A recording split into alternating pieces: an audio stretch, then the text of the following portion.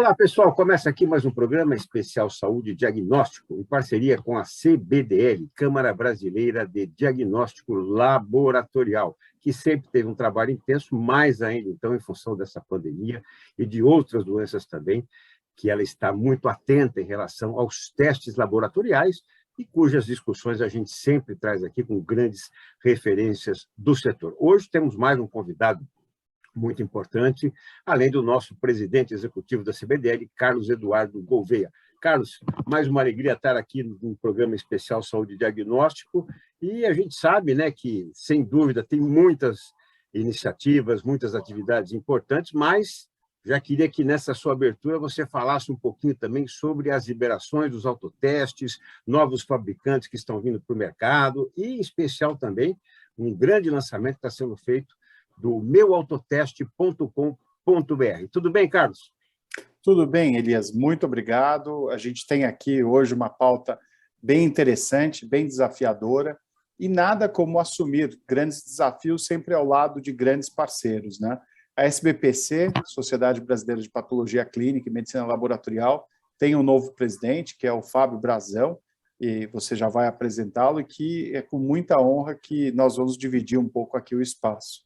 E até para já trazer um pouco dessas novidades, nós teremos essa semana um evento em que o próprio Brazão vai fazer parte também, dentro dessa discussão das várias ferramentas para o combate ao Covid.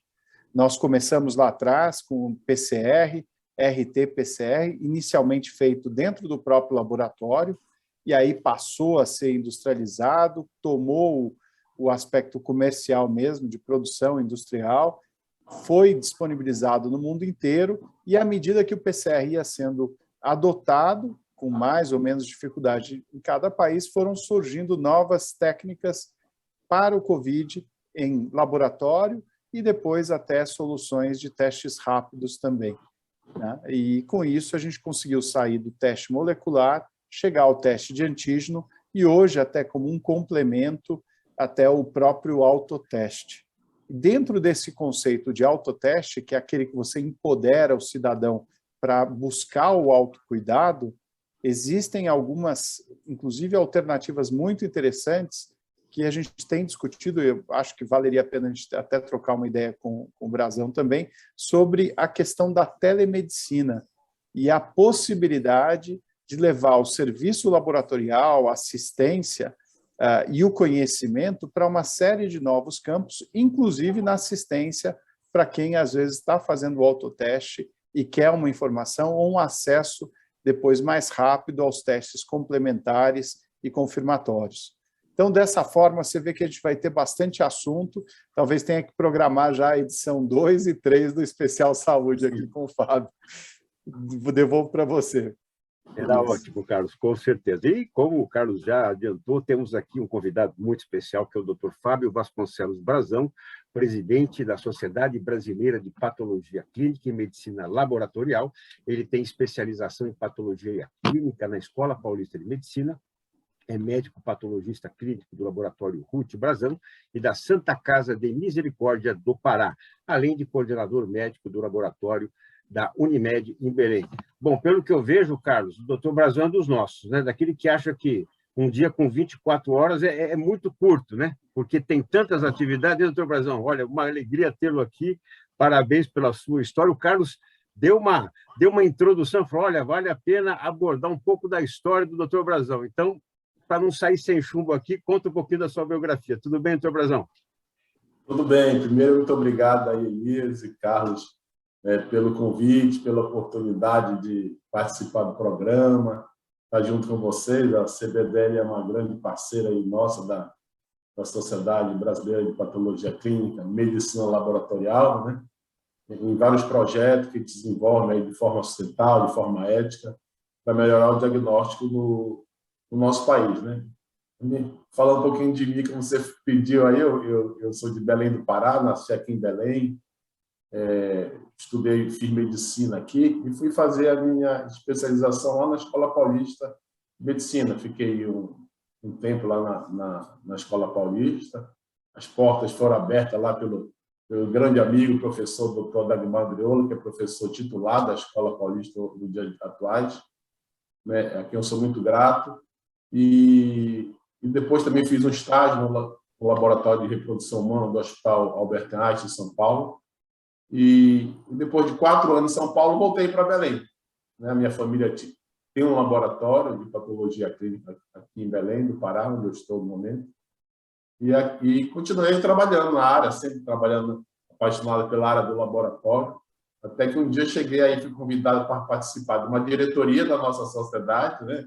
A sede é no Rio de Janeiro, da Sociedade Brasileira. Fui diretor administrativo, financeiro 2 vezes, e assim os associados, o conselho do ex-presidente, os diretores me convidaram para assumir a presidência. E esse ano comecei aí esse caminho aí, que envolve 2 anos, né, um biênio, 2022-2023. O nosso objetivo é colaborar aí de forma ética com o mercado laboratorial, com a ciência, com a patologia clínica, na sua essência. Carlos e doutor Brazão, um tema que eu gostaria de colocar para que vocês pudessem avaliar é que, conforme dados do Cadastro Nacional de Estabelecimentos de Saúde do Ministério da Saúde, existem mais de 26.500 unidades de apoio à diagnose e terapia, sendo que mais de 43% desses estabelecimentos estão localizados na região sudeste.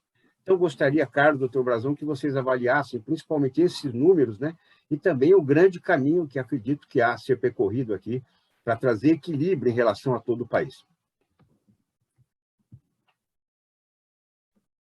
Bom, o que a gente percebe, Elias, e aí existe um esforço muito grande, é de aplicar novas tecnologias, e aí não só os equipamentos, os próprios reagentes, eles têm possibilitado essa, digamos, uma dinâmica maior para o próprio laboratório. Então, o Brazão vai poder falar um pouco, mas essa questão do avanço tecnológico, ele tem diminuído os tempos dos processos, isso em primeiro lugar.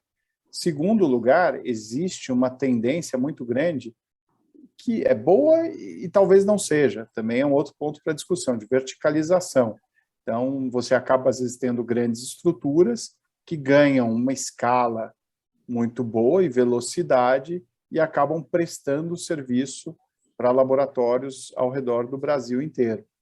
E existe aí a possibilidade de, cada vez mais, você ter outras tecnologias, principalmente no pré-analítico, que é a parte da amostra, até de possibilitar o transporte da amostra por distâncias e tempos cada vez maiores, possibilitando essa concentração, ou seja, centros de excelência, ou unidades de referência, ou grandes centros de processamento das amostras que fazem disso uma realidade. Mas, de qualquer jeito, existe um outro ponto que ainda são os grandes apagões brasileiros, né? Grandes áreas do nosso país onde você não tem nenhum nem outro, você não tem nada de serviço. E acho que um dos grandes desafios é como a gente usar essa estrutura, essa capacidade humana, capacidade de recursos para chegar nesse cidadão que muitas vezes ele é um cidadão invisível para o sistema de saúde, né? E esse é um desafio que eu vejo que a sociedade tem aceitado de forma brilhante para levar educação, informação, capacitação para as diferentes áreas, sem deixar ninguém esquecido. O Brazão está lá hoje no Pará. O Pará é um dos estados amazônicos, né? O Brazão, se me corrija aí, até eu não sei quantos municípios tem, mas é um desafio você chegar a todos os rincões do estado, levando saúde e o acesso a novas terapias com diagnóstico precoce e preciso, né? Acho que aí você pode nos dar algumas lições aí, por favor. É verdade, Gouveia. O Pará, se não mudou, né, mas, se não me engano, tem 144 municípios. Então, é um estado enorme, como a região amazônica, os outros estados da região norte, região amazônica, né? Então, é um grande desafio fazer um exame no interior, em locais, em populações ribeirinhas, em locais mais afastados do Brasil, né? E fazer um exame com qualidade. Então, nós temos, como o Gouveia falou, foi importante a gente investir em qualidade, educação contínua, né? O laboratório clínico fazer um exame adequado. Então, por exemplo, hoje em dia nós temos os exames point of care, à beira do leito, onde você consegue levar para lugares mais longe, né, para fazer um exame correto, né, e dar o diagnóstico rápido para o médico. Então, essa inovação tecnológica, de nova metodologia, não só de equipamentos grandes, mas às vezes com um equipamento pequeno, mas que consegue trazer um resultado rápido, um resultado eficiente para o médico tomar uma decisão, né? Nós temos trabalhos científicos aí que dizem que 70% das decisões médicas dependem de um exame de laboratório. Então, a importância do exame laboratorial, quer seja no grande centro ou no centro mais distante do Brasil. Então, realmente é um desafio envolver todo o Brasil com exames realizados de forma correta. Também trouxe o tema da telemedicina, que é muito importante, né? Havia uma certa rejeição, enfim, mas, sem dúvida alguma, a pandemia abriu essa experiência, como também posso trazer, né? Eu, que biografo tantos empresários, havia também, né, uma certa resistência em relação ao home office, pela falta do experimento. Depois que se experimentou, hoje se entende que a produção não cai em função do home office. Então, gostaria que vocês também abordassem um pouco da telemedicina, até porque também, Carlos, doutor Brazão, houve um congresso muito importante, virtual, da sociedade brasileira, que principalmente avaliou também a inovação transformando a medicina e também esse futuro. Então, gostaria que vocês também pudessem falar um pouco dessa telemedicina, se realmente é um caminho sem volta. Brazão, não sei se você quer começar. Na minha opinião, um caminho sem volta, realmente. Você falou tudo, a telemedicina. Se antes nós tínhamos aí uma certa rejeição, uma certa dúvida, a própria pandemia nos obrigou à telemedicina, ao home office, né? E isso veio para ficar. Às vezes é um idoso, uma pessoa que tem dificuldade de locomoção, e você consegue ali um atendimento médico via telemedicina, né, com profissionais qualificados, não necessariamente estando na sua cidade.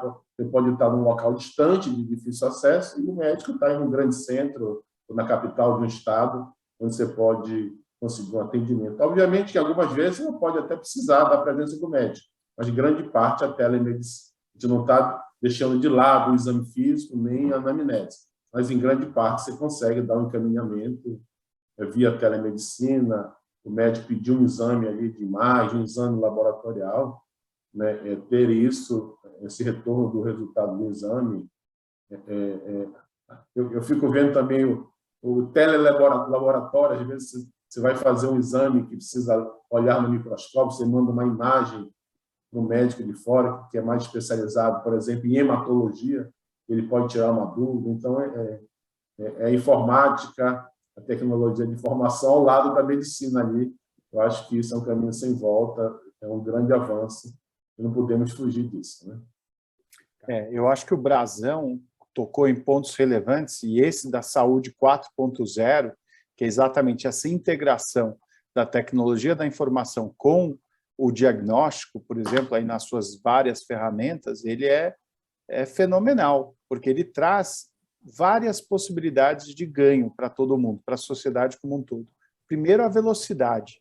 Como ele falou, você está num ponto do país, não precisa se deslocar para um primeiro atendimento. Se tiver um instrumento de point of care nas redondezas, que você possa compartilhar o resultado, você pode passar isso para um patologista clínico, para um profissional de saúde habilitado que possa fazer essa análise rapidamente, dando um encaminhamento. Seria bom coletar a amostra disso ou daquilo, fazer exame complementar, e assim vai se fazendo. Isso em primeiro lugar. Segundo, a integração dos dados, né? Então, toda essa análise, além de ser feita por um profissional habilitado, ela pode ser comparada, dependendo do tipo de exame, com grandes bases de dados, onde você tem o algoritmo. Então, por exemplo, hoje a metabolômica é uma dessas tecnologias que usa o espectrômetro de massa e pode, aliado a uma grande base de dados, ela pode dar um poder de predição de eventuais problemas muito grande, né? Então, você consegue trabalhar não tanto a doença, mas sim o bem-estar, a melhor qualidade de vida e, principalmente, fazer de tudo para evitar que aquilo aconteça, né? Tudo que estiver ao seu alcance. Isso, e fora a questão do uso consciente, responsável e sustentável dessas ferramentas. A SBPC, o Brazão pode falar, adota muito o conceito do choosing wisely, né? Que é, na verdade, você fazer aquilo que de fato precisa, contra um excesso. Na verdade, tudo que é excessivo não faz sentido, você está usando recurso de forma inadequada.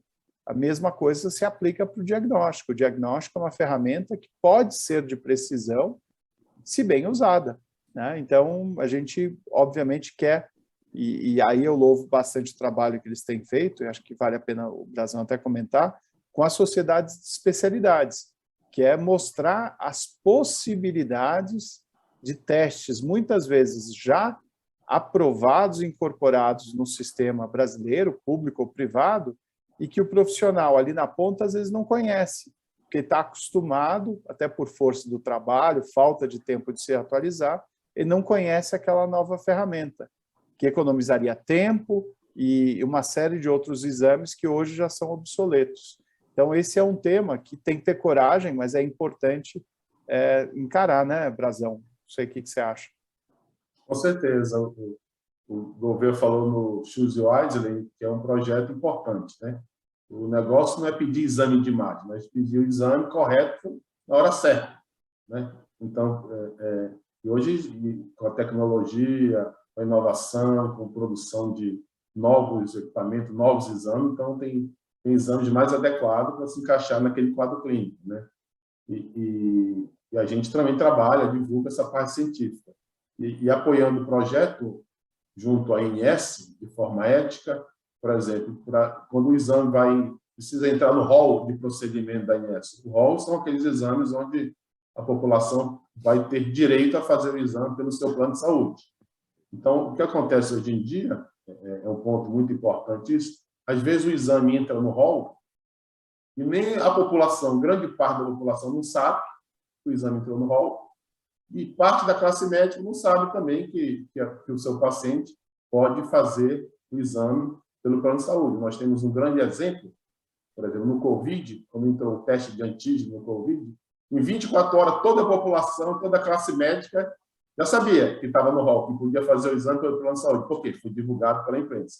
Ao mesmo tempo da pandemia do Covid, nós vivemos ali um período de uma epidemia de influenza, né? E muitos médicos, pacientes, o influenza eu não posso fazer pelo meu plano de saúde, influenza A e B.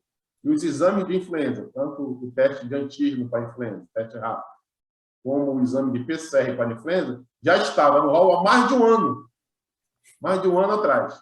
Quer dizer, esse é um exemplo bem simples. Em 24 horas, o paciente que precisava fazer um exame de Covid já estava sabendo que podia fazer, né? O de influenza, a população, os médicos, uma boa parte, não tinham esse conhecimento.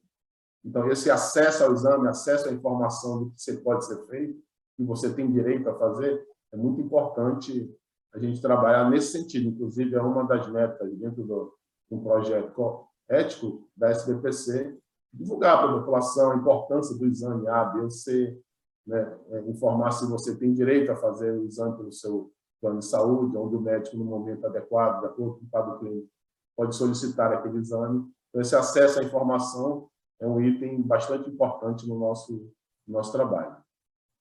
Inclusive, todos os portais também, né, de planos de saúde, como o Dr. Brazão está ligado à Unimed, abriram também esse espaço para a telemedicina, né? Hoje é possível fazer uma consulta rápida por meio desses portais. Sim, é um avanço no que eu tenho visto das operadoras de saúde, né? Você ser atendido por telemedicina, né? Você ter ali um primeiro atendimento, um encaminhamento inicial do seu quadro clínico, do que você pode ser resolvido muitas vezes pela telemedicina, com certeza. Os autotestes também, né, Carlos? Perdão, não, eu ia falar dos autotestes como reforço da telemedicina também, né? Então, na verdade, o autoteste ele é uma primeira indicação de um estado daquela pessoa. Pode ser um autoteste de HIV, um autoteste de COVID. Por exemplo, são 2 casos em que a pessoa pode, no ambiente domiciliar, ter essa informação de forma privilegiada ali, e é um primeiro indicativo. Eles não são diagnóstico, e sim produtos para uma triagem. Então, eles dão esse primeiro alerta. E aí, com esse primeiro alerta, se você já tiver algumas ferramentas, como telemedicina, por exemplo, você pode, no caso do Covid, foi muito claro, o atendimento já poderia ser feito ali, rapidamente, evitando a ida daquela pessoa a um posto de pronto-socorro ou uma emergência hospitalar, em que ela não só se exporia a um risco caso não fosse positivo de fato, ou poderia expor as demais pessoas que não estariam ali pela questão do Covid a uma eventual infecção. A gente viu isso em janeiro, que foi o ápice aí da infecção, tanto do Covid combinada com a influenza, que muitas pessoas lotaram os postos de atendimento, laboratórios, hospitais, e em casos, imagina, chovia, as pessoas ou iam para casa ou entravam naquele espaço reduzido. Então, se não tinham, iam talvez ficar com Covid. O risco existia. E aí, é até interessante, muita gente acha que a telemedicina ela vem para economizar, por exemplo, para a operadora de saúde. Na verdade, não é isso. Na verdade, ela tem um papel muito claro, que é fazer esse primeiro contato. Ele não vai substituir, como o Brazão falou, a anamnese. Uma hora você tem que ir no médico, ele vai ter que te apalpar, ver, sentir, dependendo do caso em que se está discutindo. Mas o fato é que ele acelera e evita essa superlotação de postos de pronto atendimento, de emergência, por exemplo, né? Então, ele acaba sendo um reforço muito grande para o conceito de atenção básica. Você dilui essa concentração de pessoas em postos que já sejam mais especializados, ou seja, aquele médico ou profissional de saúde que atendeu ali por uma consulta de telemedicina, ele vai fazer uma referência. Olha, aqui você precisa fazer, antes de ir, faça tais exames complementares. No Covid era muito comum isso, você tinha outros exames para fazer, dedímero e tal. Então, você teria outras coisas a fazer e, quando fosse, talvez você fosse indicado para ir num local apropriado, sem risco de contaminar terceiros ou vice-versa. Então, essa ideia de você usar a tecnologia a seu favor, ela é muito importante. E acaba permitindo, por exemplo, cada vez mais integrar os dados. O sonho de um prontuário eletrônico que tenha todas as informações hoje já está mais perto. Você pega o e-Saúde, por exemplo, aquele aplicativo do Ministério, ele já tem, ou do Ministério, ou da Prefeitura de São Paulo, agora eu não sei, mas ele já possibilita, por exemplo, você ter lá os exames, não só as vacinas que você já tomou, mas também todos os testes que você fez do Covid, exceto o autoteste. Porque todos os testes profissionais são de notificação compulsória para o Ministério disponibiliza isso para esse aplicativo. Então, eu consigo ver, por exemplo, lá os meus testes, seja o teste laboratorial de antígeno ou de PCR, e os testes de anticorpo neutralizantes, estão todos lá, mesmo os feitos em laboratório privado. Então, isso é um caminho que a gente está percorrendo e vai permitir aí para o médico que vai tratar o paciente uma capacidade de análise muito mais adequada, porque aquele dado, 70% das decisões médicas serem tomadas com base em diagnóstico, ele é fato. Então, quanto melhor, mais preciso e mais precoce for o teste, mais eficaz vai ser a terapia a ser adotada. Fábio, gostaria de complementar? O Carlos falou bem aí, na importância de associar o teste dentro do projeto da telemedicina, como a gente falou. Acho que ele já complementou bem o que eu falei no início. A oportunidade da população ter esse serviço de telemedicina, né, com aqueles testes que a gente comentou aí, do point of care, ou seja, rapidinho você consegue atendimento médico, consegue fazer um exame, repassar para o médico, e você, muitas vezes, consegue tirar o paciente de um risco ali iminente, né? É um quadro, às vezes, abrupto, que até você, dependendo do local onde você mora, chegar ao serviço de saúde, ser atendido, o tempo vale ouro na saúde, né? Então, eu acho que é um projeto que une aí a parte de assistência médica com o diagnóstico laboratorial. Acho que é um casamento muito relevante, muito importante para o nossos dias atuais. Também para chegar em locais, né, assim como nós falamos, que infelizmente tem a carência laboratorial, também a carência médica, então certamente a telemedicina consegue também, né, socorrer essas pessoas, pelo menos no primeiro atendimento. E o futuro dessa medicina laboratorial? A gente fala do futuro da medicina, da engenharia, enfim, mas e o futuro da medicina laboratorial? Carlos, doutor Brazão, começando pelo Carlos, então. Eu acho que a gente está avançando muito. Uma das principais clarezas que hoje a gente tem é que ninguém faz nada sozinho. Então, por exemplo, durante essa pandemia foi muito forte a união entre os vários atores. SBPC, SBAC, que é a Sociedade de Análises Clínicas, Abramed, a CBDL e mais de 13 laboratórios públicos e privados que juntos montaram o programa de avaliação dos kits de coronavírus. Então, isso foi algo inédito, e aí o projeto saiu da SBPC, né, lá atrás, a ideia, e eles conseguiram reunir esses laboratórios que, dentro de um contexto, de um protocolo único, conseguiam avaliar os testes que estavam chegando ao mercado e que davam uma referência, seja para quem vai comprar, setor público ou privado, uma referência para a própria Anvisa, no caso de uma situação de um problema de qualidade, ou seja, é a tecnovigilância, e terceiro, para a própria empresa, que decidia, primeiro, trazer ou não trazer, fabricar ou não fabricar, melhorar o processo e trazer lotes cada vez melhores. Tudo isso foi possibilitado aí com mais de 16 mil amostras que foram feitas nesse projeto. Então, essa questão da união dos esforços ela é fundamental. E o futuro é isso, a gente tem que olhar de forma integrada, ver o que é necessário, de fato, trazer de acordo com a experiência, a demanda desse elo da cadeia, que é o usuário dos produtos de diagnóstico, procurar contribuir e usar essa inteligência favoravelmente para reverter em melhorias para o próprio sistema, né? Então, eu vejo que o futuro é cada vez mais dentro dessa linha de melhoria contínua, né? Eu não sei o Brazão o que pensa também. Não, falou muito bem o Gouveia, né? Acho que o futuro da medicina laboratorial passa por tudo isso, né? Essa união da especialidade médica, das instituições, né, privadas e públicas.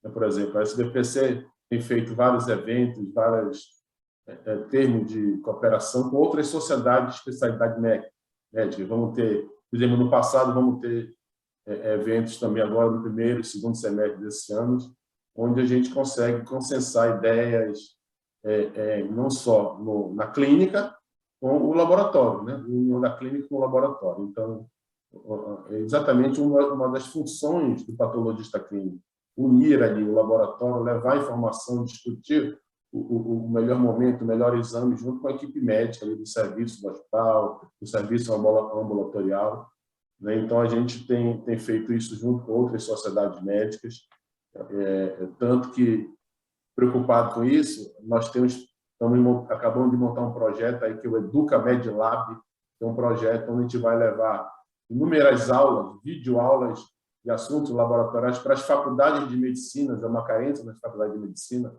o ensino da patologia clínica, da medicina laboratorial, que são aulas gratuitas, onde o estudante de medicina vai poder, a faculdade vai poder, de forma gratuita, disponibilizar aquela aula para o estudante da faculdade, né?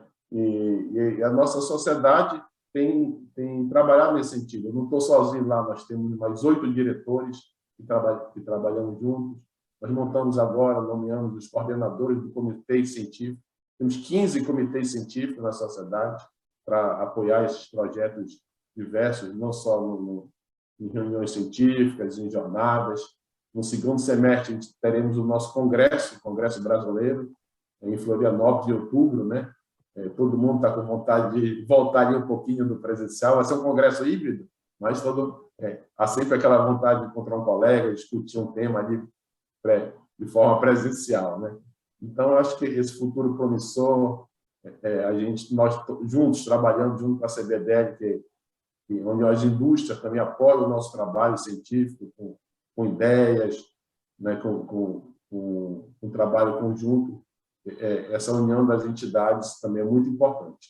A gente fica muito agradecido, né, de poder avançar onde a gente qual é a nossa função quando eu ocupo uma função dessa? É ajudar o próximo. Então, nós temos que trabalhar para ajudar, para apoiar o próximo na sua necessidade física, emocional, no seu trabalho, no seu tratamento, no seu diagnóstico.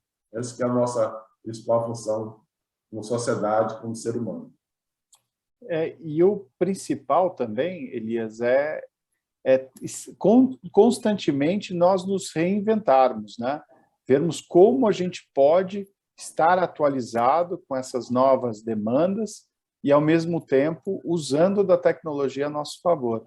Então, ocupar esses espaços vazios, ele é sempre um desafio, né? Levar a solução para essa população, e a SBPC, ela é uma entidade científica e que ela olha o público e o privado. Então, ela acaba sendo chamada a contribuir com o Ministério da Saúde, com pareceres, opiniões técnicas, e dentro desse papel de saúde pública, ela acaba exercendo também um papel importante, né? Então, a gente tem aí algumas questões a serem levantadas. Uma delas é um projeto que a CBDL está tentando desenvolver e vai contar com a SBPC, exatamente nessa linha do mapeamento dos testes à medida que eles acontecem, ou seja, usando as informações que, por exemplo, o laboratório privado fornece nas listas TUS, TIS, até o Brazão pode explicar melhor, mas eles fornecem muitos dados, né, sobre utilização, em que região, que tipo de teste, ao mesmo tempo com as informações que o próprio SUS tem e com os dados que a CBDL também gera. Então, juntar toda essa inteligência de mercado para mapear como está a saúde do brasileiro do ponto de vista do diagnóstico, quais são as carências e como que a gente pode se reinventar para levar isso que falta nas diferentes regiões que estão carentes, de fato. Então, acho que isso vai ser um projeto interessante, está dentro do nosso livro Branco do Diagnóstico e entendo que faça parte aí da nossa missão para levar o acesso à saúde sempre que necessário, né? Por favor, o Carlos solicitou que o senhor também traga um pouco do seu olhar dessa análise. Não, com certeza, esse projeto aí de mapear todos os exames laboratoriais, em que ele tem contribuído, não só de forma quantitativa, mas qualitativa, né? Para diversas especialidades, necessidades médicas, acho que é um desafio tanto, é um projeto que nos ajuda, e a SBPC está pronta para, de forma científica, forma ética, ajudar esse projeto, que eu acho que é de extrema relevância. Temos dois presidentes de entidades tão importantes como a SBPC e a CBDL. O próprio Carlos disse, né, da reinvenção que se busca, né, de ocupar espaços ainda a serem preenchidos. Eu gostaria, começando pelo Dr. Brazão, também que vocês pudessem trazer um pouco dessa busca de reinvenção e de ocupação de espaços em relação a novos testes a serem incorporados aos já existentes. Com certeza, isso é um grande desafio, né? A gente vê que a classe médica, né, a medicina vai evoluindo, e a classe médica em geral pede novos testes mais... Hoje nós temos aí testes genéticos, testes feitos por metodologias modernas, como espectrometria de massa, né? Então, hoje em dia, a tecnologia vai avançando, o tipo de testes, né, vão sendo diversificados, e você precisa mostrar de forma transparente, ética, não só para a classe médica, mas para instituições governamentais. Isso precisa passar por um projeto da Agência Nacional de Saúde, onde muitas vezes pedem um parecer para a gente vai ali fazer um trabalho. O doutor Álvaro, que é o nosso vice-presidente, tem comandado muito bem esse trabalho, junto também com a Associação Médica Brasileira. Então, a gente desenha um projeto, faz o estudo, onde é apresentado na Agência Nacional de Saúde, e lá tem não só os profissionais do diagnóstico, mas tem representante dos usuários, tem representante das operadoras de saúde, ou seja, é um projeto onde todos podem falar, podem opinar, e obviamente, no final, há uma decisão da diretoria da agência, mas nosso trabalho é esse, não promover o pedido desnecessário de exame, mas sim promover exames inovadores, que agregam valor ao diagnóstico, aquele exame que agrega valor, aquele exame que faz a diferença no diagnóstico e, obviamente, vai fazer a diferença no tratamento e na cura de um ser humano, do paciente. Carlos Gouveia. Eu acho que a gente está avançando e tem bastante espaço. O papel que a SBPC tem adotado, tem sido muito reconhecido, tanto que o número de testes aprovados pela ANS tem aumentado, ou seja, é um trabalho bem embasado, cientificamente bem estruturado, então mostra que existe um valor, sim, na incorporação. E esse avanço ele é fundamental para mostrar o que a gente pode alcançar. Na verdade, o teste, em termos de impacto em saúde pública, é muito pouco, é menos de 2% do gasto de saúde. Só que a economia que ele traz para a saúde pública como um todo é gigantesca, né? Microbiologia, por exemplo, se você não usa um teste rápido, automatizado, um teste automatizado, por exemplo, que hoje a automação em microbiologia ela permite que 70%, 80% dos casos positivos em menos de 24 horas você consegue detectar. E aí já vai para um antibiótico adequado. Se for para um método tradicional, com aquelas placas de Petri, são o quê? 7 dias, né, Fábio? É um tempo enorme. É um tempo enorme. Enquanto isso, o paciente está lá, hospitalizado, sem saber direito qual é a infecção, por que tipo de bactéria, porque não sabe se é bactéria, se é vírus. E aí o hospital, então, o médico decide começar a dar antibiótico e, de repente, dá um de largo espectro, o custo é maior, o impacto em termos de resistência antimicrobiana pode ser fatal. Ou seja, o fato é que a tecnologia ela vem, sim, a ajudar no avanço da ciência, ela tem que ser muito bem estruturada, tem que ser sustentável, e ela, automaticamente, à medida que ganha escala, reduz o custo e o sistema vai funcionando. Novas empresas entram, o mercado é bem competitivo. Então, eu vejo como um mercado muito bem estruturado nesse sentido. Ele se autorregula de uma forma bem adequada, dinâmica e interessante. Mas é importante ter um mercado que possa competir, né, com custos adequados, com reembolsos adequados, com remuneração justa, né, porque senão fica difícil. Bom, antes da mensagem final, gostaria que o Dr. Fábio Brazão e depois o Carlos fizesse, então, um resumo, ou pelo menos deixasse aqui qual o maior aprendizado que a gente tira de 2 anos de pandemia que completamos agora em março. Realmente, a pandemia foi um desafio para todos nós, uma surpresa, né? E todos nós vivemos momentos difíceis ali no ser humano, com amigos, parentes, familiares, né? Mas eu acho que nós estamos vencendo, estamos saindo com muito aprendizado, muito aprendizado. Nós, na área do laboratório, nós tivemos esse desafio, fizemos esse projeto, foi citado aí, nós temos o site da testecovid19.org, onde foi feito um projeto com várias instituições, o Carlos comentou aí, onde a gente pode avaliar a qualidade dos kits, dos reagentes que vieram para o Brasil, né? E isso traz uma segurança. A gente vê kits aí avaliar aqueles melhores kits com boa sensibilidade, boa especificidade. Então, traz uma segurança, não só para o laboratório, mas para a população em geral. Acredito que o laboratório foi essencial na rapidez do diagnóstico, na rapidez do diagnóstico de Covid. Ali, nós sabemos que temos o RT-PCR, que é um exame que demora um pouco mais, mas é o exame padrão ouro, onde você pega a carga genética do vírus. Logo depois veio o teste de antígeno, né, onde você consegue fazer um exame de forma mais rápida. Então, a medicina diagnóstica, o diagnóstico laboratorial trouxe um grande apoio nos exames, no diagnóstico e tratamento do Covid. e não só os exames próprios do Covid, outros exames, por exemplo, que entraram no rol, o dedímero, a própria calcitonina, são exames que foram importantes no acompanhamento médico numa internação.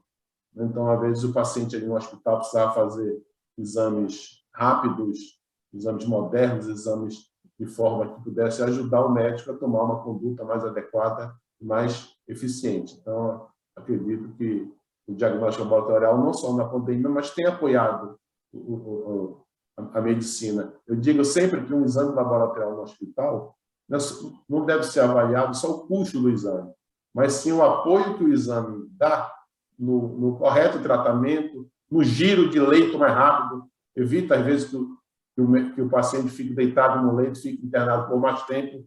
Então esse exame adequado ele é importante, foi importante no Covid e continua sendo importante nos outros tipos de tratamento, outras patologias.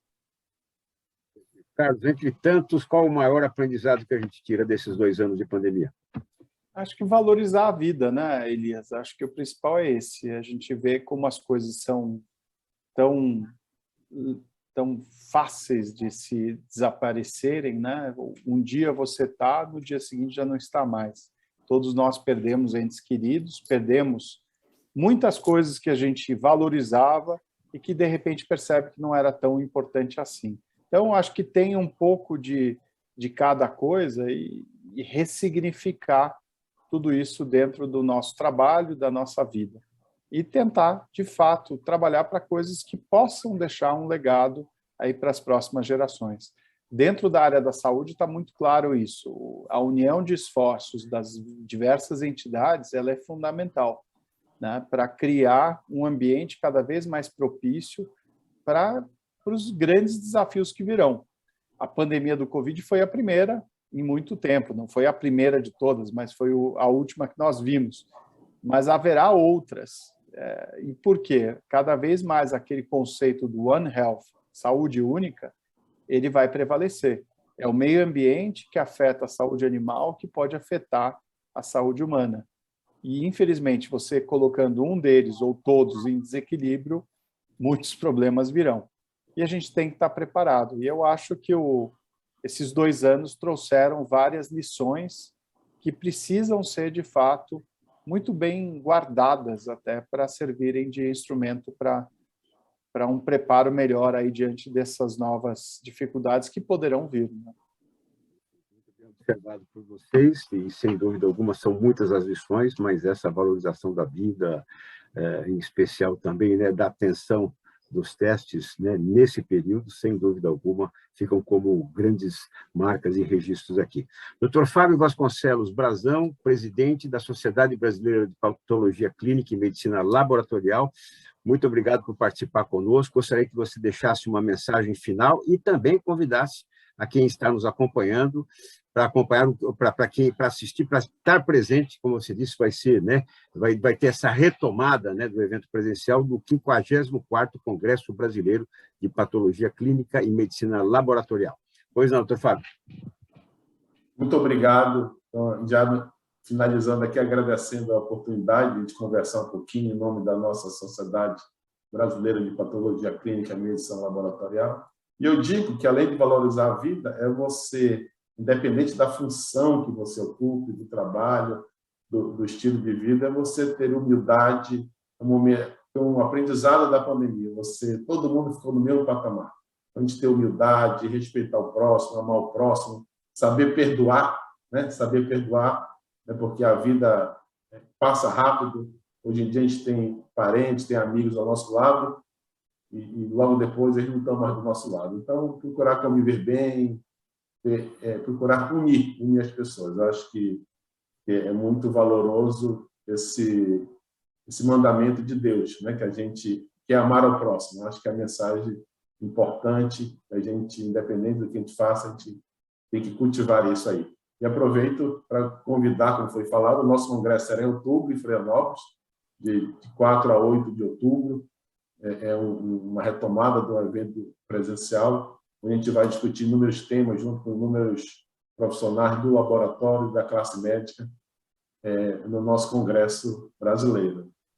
Muito obrigado mais uma vez pela oportunidade, tanto ao Carlos Gouveia como ao Zé Uli Awad, pelo ótimo bate-papo aqui que nós tivemos.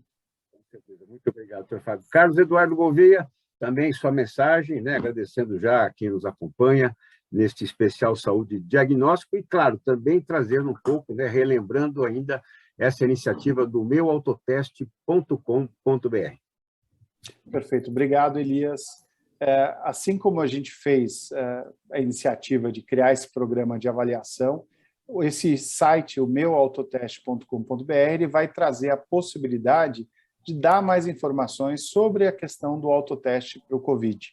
Então, ele vai dar o passo a passo, modelos de como fazer, falar quais são os produtos que estão disponíveis no mercado e, principalmente, algo que todos pediram, e a CBDL, de forma organizada, até com a Abrafarma, no caso, a gente vai trazer a informação sobre os resultados que as pessoas, de forma voluntária, poderão enviar para cada um, para a empresa do produto que está sendo adquirido, e isso vai ser coletado e disponibilizado para o Ministério como uma informação complementar para as informações que já são obtidas de forma compulsória.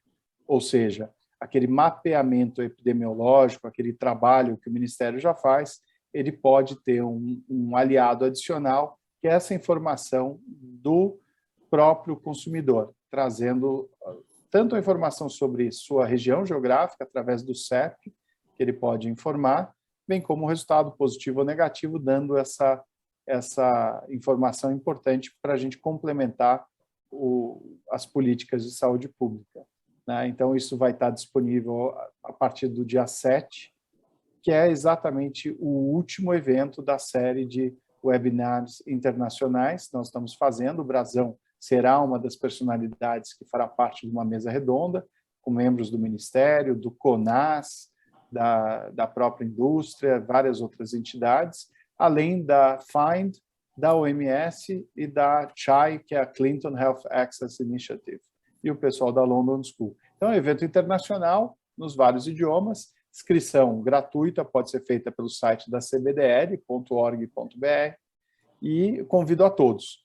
Se a pessoa vir este nosso evento, esse nosso vídeo depois, não se preocupe, será gravado e estará disponível também no nosso YouTube. Então, convido a todos a participarem, porque a opinião de todos, a participação, o engajamento é o que, de fato, vai mudar o nosso Brasil. Muito obrigado. Brazão, foi um grande prazer, agradeço muito a ter aceito o nosso convite aqui para um bate-papo com Elias, sempre brilhante aqui na condução dos nossos especiais saúde de diagnóstico. Obrigado. Com vocês aí à frente dessas entidades. Parabéns, doutor Fábio Brazão, parabéns, Carlos Eduardo Gouveia, e em nome da CBDL, do próprio Carlos, do doutor Fábio, agradecemos a você que nos acompanhou nesse programa e, como você sabe, sempre há uma discussão de altíssimo nível aqui, com profissionais de grande capacidade, trazendo temas relevantes para o setor, mas também para você que se interessa por saúde. Obrigado por estar conosco. Até o próximo programa. Tchau, pessoal. Inscreva-se no canal, dê o seu like, ative o sininho, faça tudo que você tem direito para acompanhar o nosso programa. Tchau, tchau, pessoal.